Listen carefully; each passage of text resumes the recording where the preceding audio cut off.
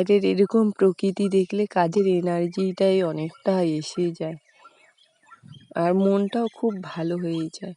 আর এখন বাজে সকাল ৮টা, ৮টার থেকে শুরু করলাম আমার ব্লগটা।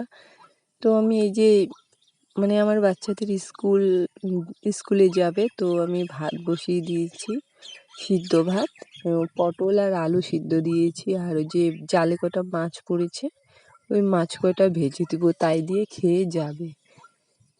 তো কেমন আছো বন্ধুরা? আশা করি যে যেখানে আছো খুব ভালো আছো, আর আমিও খুব ভালো আছি। আর আমি তাপসী, কুচবিহারের ছোট্ট এই জেলাটা থেকে বলছি।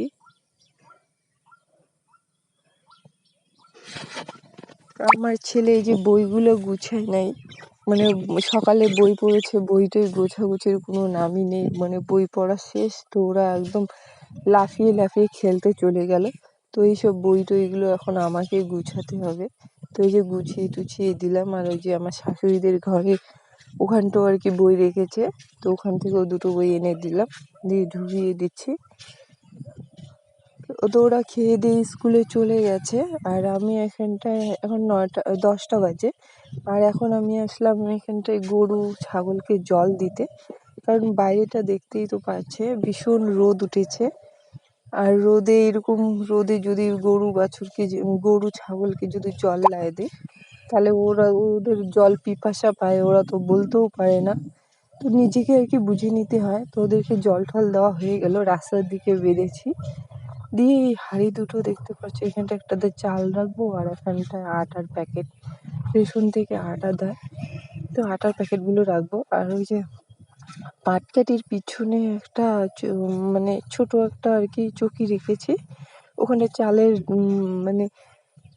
হাঁড়ি, তারপর আটার হাঁড়ি, যা যাবতীয় আর কি ওখানটায় রাখি। আর নেটটা দেখতে পারলে ওখানটায় আমরা যখন পুলি ফেলি আর কি, তামাকের এই যে ছোট ছোট আর কি, ওটাকে পুলি বলে, ওটা ফেলি তখন আর কি ওই নেটটা দিয়ে ঘিরে দিতে হয়।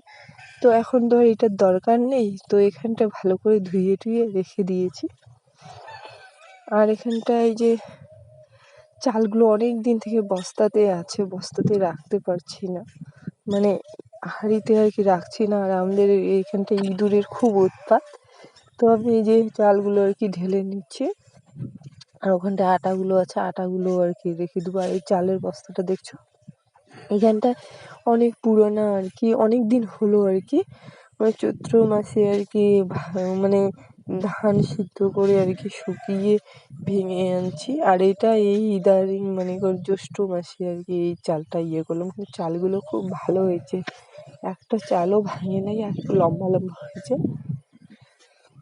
এরকম করে যদি জিনিস ভালো হয়, তো কাজ করে জিনিসটা যদি ভালোই হয়, যে কোনো আর কাজ হোক, কিন্তু মনটা ভালোই লাগে। কিন্তু জিনিসটা নষ্ট হয়ে যায় তখন কিন্তু আর ভালো লাগে না, মনটা খারাপ হয়ে যায়। চালটা যদি ভেঙে যেত, তাহলে চালটা অতটা আর কি ইয়েও দিত না আর কি, টেকতো না, তাড়াতাড়ি শেষ হয়ে যেত।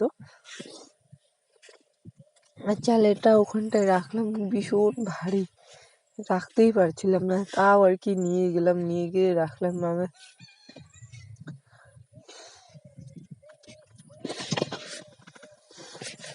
আর এখানটা এই যে দেখতে পাচ্ছ, এই জায়গাটা, এই যে এই পুকুরের পাশে গরুকে রাখা সেরকম একটা জায়গা নেই, তো জায়গাটা ভীষণ নোংরা হয়ে গেছে। তো এখানটায় আমি এই যে ঝাড়ু দিয়ে নিচ্ছি, ঝাড়ু দিয়ে আর কি পরিষ্কার করে রেখে দিই।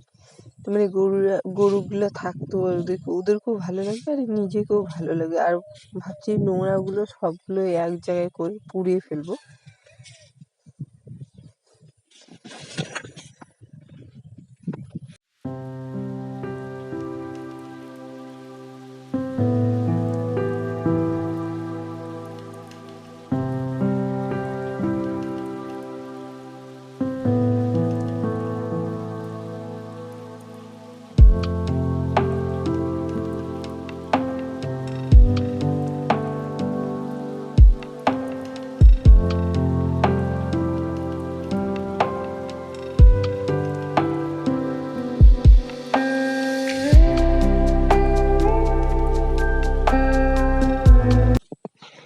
তারপর এখানটায় দেখতে পারলে আমি যে ওই জায়গাটা পরিষ্কার করে যে কটা শাক তুলেছি, 7 মিশালি শাক, ওটা আর কি বাছতে বাছতে ওখানটায় আমার দ্যারের ছেলে চলে আসলো।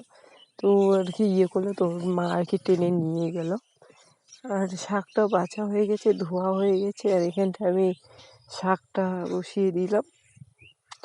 আর এখানটায় শাকটাতে বেশি কিছু দিই নেই, কাঁচা মরিচ আর পেঁয়াজ আর একটু রসুন থেতলে দিয়েছি। এরকম করে একটু বেশি করে তেল দিয়ে শাক রান্না করলে শাকটা কিন্তু খেতে খুব ভালোই লাগে। আর এখানটায় সাথে কচুর ফুলও আছে দেওয়া। কচুর ফুল এরকম স্বাদ মিশালে শাক রান্না করলে খুবই ভালো লাগে আর কি শাকটা খেতে। তো আর কি আজকে বেশি কিছু রান্না করলাম না, আমার শাশুড়ি মা রান্না করেছে আর সকালের ভাত একটু ছিল, ওটাই আর কি আমি খাবো। আর এই যে শাকগুলো আমার শাশুড়ি মা বললো যে শাকগুলো আমাকে রান্না করতে, আর মানে আর ডাল এখানটায় বাক্স কচু আর এখানটায় শুটকি মাছ রান্না করেছে আমার শাশুড়ি মা। তো আমি বললাম আর বেশি কিছু রান্না করবো না, যা রাত্রে রান্না করবো। আর এখানটায় এখন আমি শাকটা দিয়ে আর কি খেলাম। খাওয়া দাওয়া করে রেস্ট টেস্ট করে চলে আসলাম আমি ধান খেতে, ধান দেখতে। এইরকম দেখছো বাইরেটাও ভীষণ হাওয়া চলছে। তো ভিডিওর এই পর্যায়ে এসে একটা কথা না বললেই নয়। তো প্লিজ বন্ধুরা, তোমরা যদি চাও আমি ইউটিউবে একটু জায়গা করে থাকি, তো আমার চ্যানেলটাকে সাবস্ক্রাইব করে আমার পাশে থেকো। আর একটা মিষ্টি কমেন্ট করতে ভুলো না। আমার ভিডিওটা কেমন লাগলো অবশ্যই জানাবে। আর এখানটায় দেখছো আকাশটাও দেখতে খুবই সুন্দর লাগছে। তো আজকের পর্যন্ত এই পর্যন্তই থাক। নতুন কোনো একটা ব্লগে দেখা